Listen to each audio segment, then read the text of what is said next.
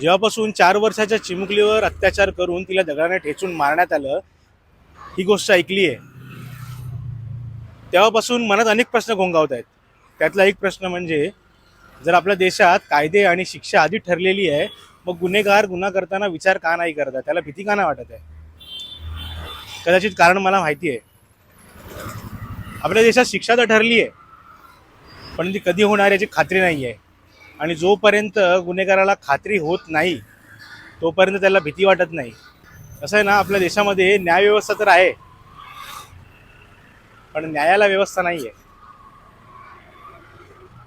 काळ होता छत्रपती शिवाजी महाराजांचा, जिथे गुन्हेगार 100 वेळा विचार करायचा एखादा गुन्हा करताना, आणि खास करून बलात्कारासारखा गुन्हा.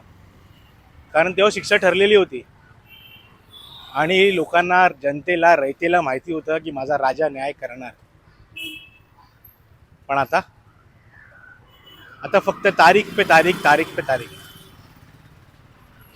गुन्हेगाराच्या मनात ना भीती निघून गेली आहे.